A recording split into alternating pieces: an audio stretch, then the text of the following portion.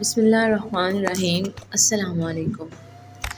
Mobile کی screen روشن ہوئی، میں نے فوراً ہی اٹھا کر دیکھا تو ایک ان نون نمبر سے میسیج تھا۔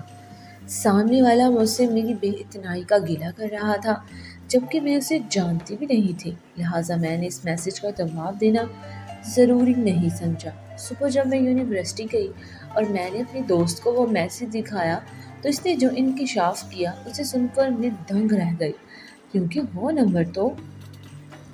کبھی کبھی میں سوچتی ہوں کہ دنیا ہم جیسے مڈل کلاس لوگوں کے لیے شاید بنی ہی نہیں ہے۔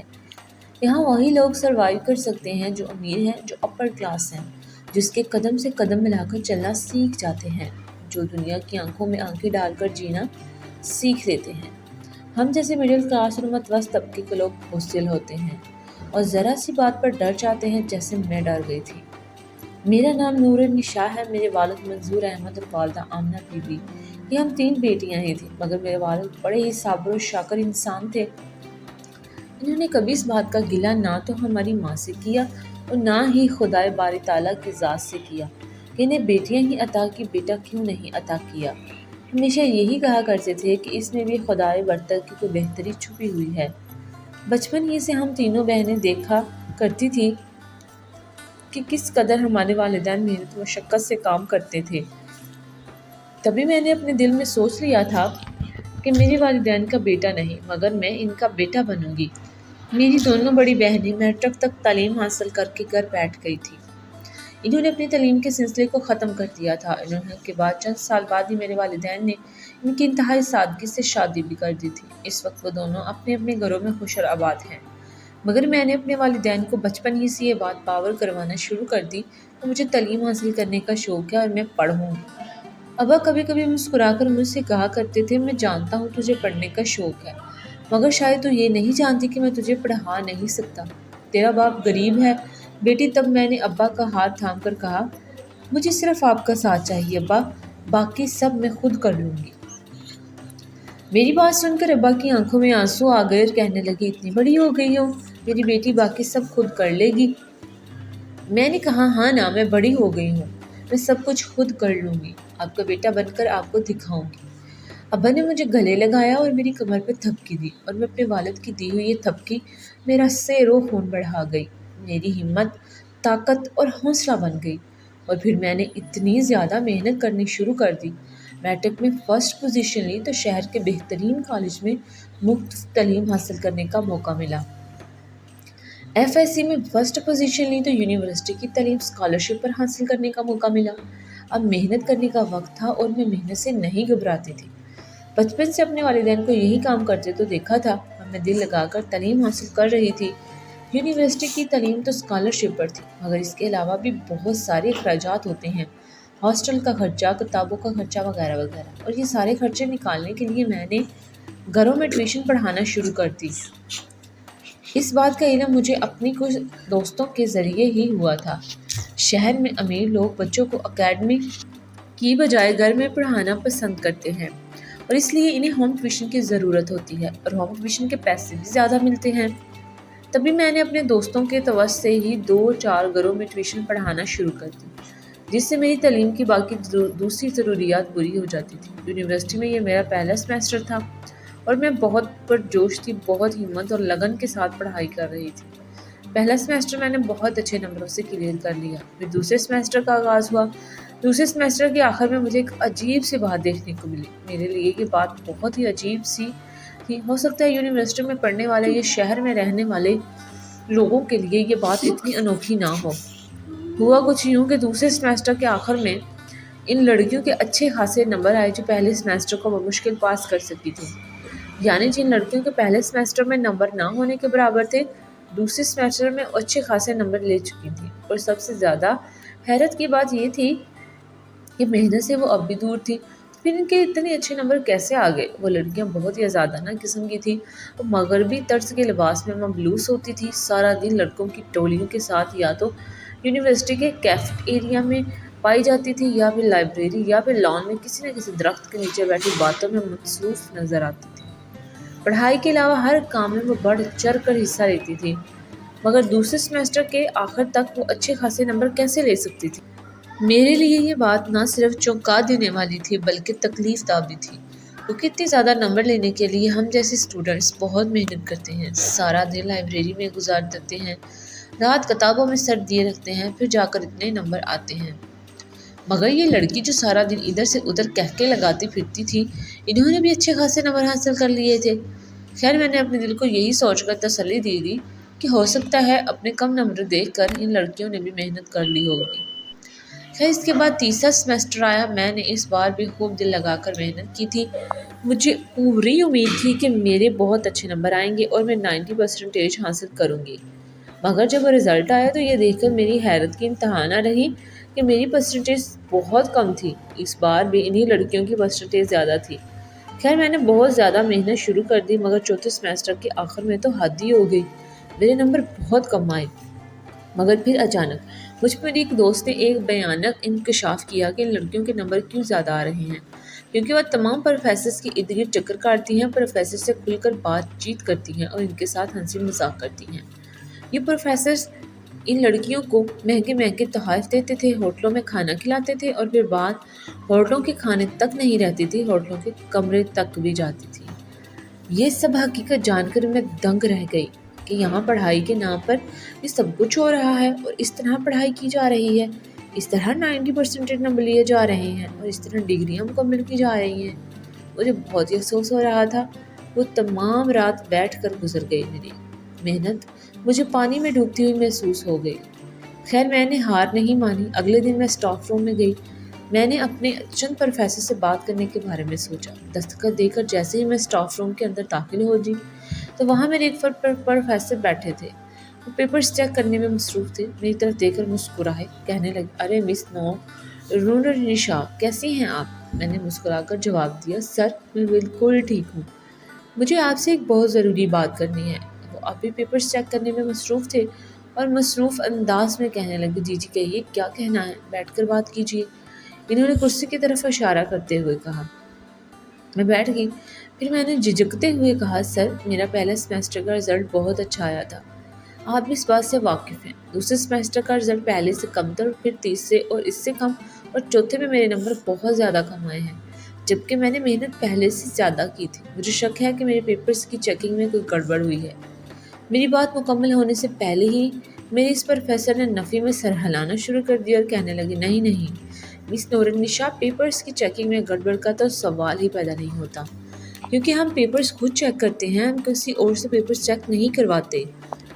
مگر میں نے پھر سے کہا، سر مجھے ڈاؤٹ ہے،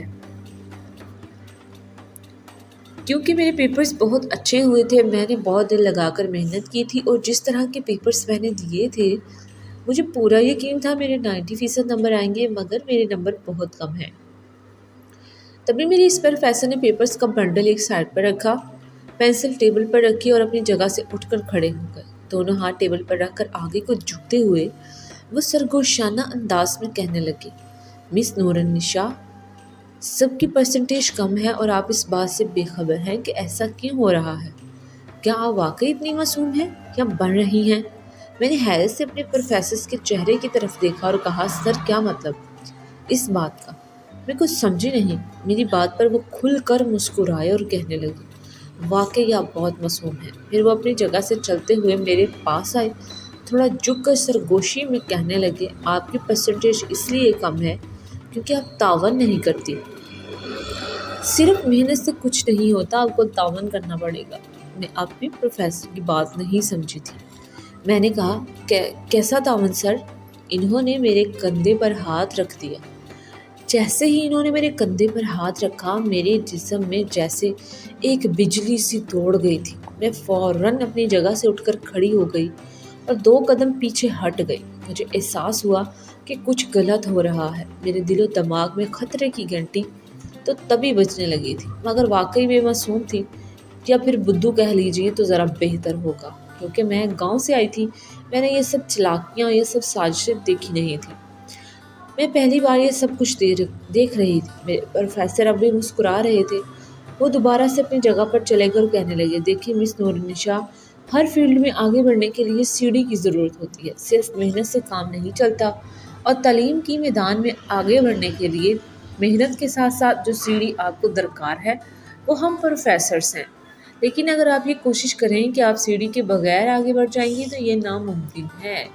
میرا دماغ تیزی سے تانے بانے بون رہا تھا اور میں اپنے اوپر پروفیسر کی اس بات کو سمجھنے کی کوشش کر رہی تھی، لیکن دکھ اس بات کا تھا کہ جو بات میری سمجھ میں آ رہی تھی، اس بات کو قبول کرنے کے لیے میرا دل اور دماغ راضی ہی نہیں تھے۔ میرا دل مان ہی نہیں رہا تھا کہ ایک استاد اپنے درجے سے اس حد تک بھی گر سکتا ہے۔ ایک استاد جس کا کام اپنے طالب علم کو راستہ دکھانا ہے، اس کے لیے مشعل راہ بننا ہے، وہ خود کیسے اپنے طالب علم کے مستقبل کو اندھیرا کر سکتا ہے؟ مگر یہاں یہی کچھ ہو رہا تھا۔ میں اپنی جگہ پر حیران اور پریشان کھڑی تھی۔ میری آنکھوں میں آنسو جلملانے لگے تھے۔ اسٹاف روم کا سارا منظر میری آنکھوں کے آگے دھندلا ہو رہا تھا اور میں مردہ قدموں سے چلتی ہوئی اسٹاف روم سے باہر نکل آئی۔ اپنی دوست کے پاس پہنچی، وہ حیرت سے میری آنکھوں کے آگے چٹکی بجاتے ہوئے کہنے لگی، ارے نور النساء، کہاں غائب ہو گئی تھی تم؟ سب ٹھیک تو ہے نا؟ کیا ہوا ہے؟ تمہاری طبیعت تو ٹھیک ہے نا؟ میں نے کہا، ہاں میری طبیعت ٹھیک ہے۔ وہ مجھے کہنے لگی، تم کہاں تھی؟ کہاں سے آ رہی ہو تم؟ تب میں نے اسے ساری بات بتائی۔ وہ اسٹاف روم میں پروفیسر کے ساتھ ہونے والی اس بات چیت سے آگاہ کیا تو کہنے لگی، دیکھا، میں نے تم سے پہلے ہی کہا تھا کہ یہی چکر ہے، یہی کچھ ہو رہا ہے، یا تم کمپرومائز کر لو جتنے نمبر آ رہے ہیں، بس اتنے میں پڑھو اور نکل جاؤ یہاں سے، اور اگر آگے بڑھنا چاہتی ہو تمہارے نمبر بھی اچھے آئیں تو پھر تم پروفیسر کی بات مانو۔ میں نے اپنے گلے کو ترک کر کے نیم آنکھوں سے اپنی دوست کی طرف دیکھا اور کہا، میں پروفیسر کی بات مانے بغیر بھی اپنی محنت سے اچھے نمبر لے سکتی ہوں۔ میری بات سن کر میری دوست نے کہکا لگایا تو کہنے لگی، پھر تیسرے سیمسٹر اور چوتھے سیمسٹر میں لیے کیوں نہیں؟ ساری رات تم جاگتی ہو، سارا دن بھی لائبریری میں بیٹھ کر پڑھتی ہو، تو پھر تمہارے اچھے نمبر کیوں نہیں آئے؟ جس کے چہرے پر اداسی بھری مسکراہٹ پھیلی ہوئی تھی، وہ کہنے لگی، مان لو نور النساء کہ ہم صرف اپنی محنت کے بل بوتے پر آگے نہیں بڑھ سکتے۔ میں نے نفی میں سر ہلاتے ہوئے کہا، ایسا کیسے ہو سکتا ہے؟ میں اتنی محنت کر رہی ہوں۔ میری دوست نے اسبات میں سر ہلاتے ہوئے کہا، ہاں بالکل، تم محنت کر رہی ہو، تمہاری محنت اور طرح کی ہے، مگر وہ لڑکیاں بھی محنت کر رہی ہیں اور ان کی محنت اور طرح کی ہے۔ ہر ایک کا آگے بڑھنے کا اپنا ایک طریقہ ہے، لیکن مسئلہ یہ ہے کہ ان کا پروفیسر کے ساتھ دے رہے ہیں، ان کا طریقہ پروفیسر کو پسند آ رہا ہے اور ہمارا طریقہ صرف ہمیں پسند ہے۔ میں نے اپنی دوست کی طرف سوالیہ نظروں سے دیکھا اور کہا، پھر اب ہمیں کیا کرنا چاہیے؟ وہ کہنے لگی، میں نے تمہیں بتایا تو ہے، یا تو اس میں خوش رہو جتنے نمبر تمہیں پروفیسر دے رہے ہیں، بس اتنے میں پاسنگ مارک لو، اپنی تعلیم مکمل کرو، یونیورسٹی سے نکل جاؤ۔ لیکن اگر تم چاہتی ہو تمہارے نمبرز اچھے ہیں، تمہارا شمار ٹاپ اسٹوڈنٹس میں ہو، پھر تمہیں وہی کرنا ہوگا جو پروفیسر کہہ رہے ہیں۔ میں خاموش ہو گئی کیونکہ اب میرے پاس کہنے کے لیے کچھ بھی باقی نہیں بچا تھا۔ الفاظ ختم ہو گئے تھے، میرا دل ٹوٹ کر چکنا چور ہو چکا تھا اور میں ہاسٹل واپس چلی گئی۔ اس رات میں ایک پل کے لیے بھی نہیں سو سکی۔ ساری رات میں نے گزار دی اور سوچتی رہی، میں نے تو بہت زیادہ خواب دیکھے تھے، میں نے تو اپنے ابا کا ساتھ دینا تھا، میں نے ان کا بازو بننا تھا، میں نے ان کا بیٹا بن کر دکھانا تھا، مگر میری محنت تو میرے کسی کام نہیں آ رہی۔ تقریباً آدھی رات کا وقت تھا جب میرے موبائل پر میسج کی ٹون سنائی دی۔ میں نے حیرت سے سوچا، اس وقت مجھے کون میسج کر رہا ہے؟ تکیے کے نیچے ہاتھ ڈال کر موبائل نکالا تو ایک ان نون نمبر تھا اور اسکرین پر جگمگاتا ہوا میسج دیکھ کر میں حیران رہ گئی۔ میسج میں یہ کہا گیا تھا کہ مس نور النساء، آپ تو بہت نخرہ دکھا رہی ہیں، بات ہی نہیں کرتی ہم سے۔ یہ میسج پڑھنے کے بعد میں حیران تھی کہ آخر یہ کون ہے جو مجھ سے میری بے اعتنائی کا گلہ کر رہا ہے اور میں اسے جانتی بھی نہیں۔ میں نے حیرت سے اس میسج کو کئی بار پڑھا، مگر میں نے اس کا جواب دینا مناسب نہیں سمجھا کیونکہ میری سامنے والی شخصیت کو میں جانتی ہی نہیں۔ میسج کرنے والا یہ شخص کون ہے؟ اب مجھے یہ نئی پریشانی لاحق ہو چکی تھی۔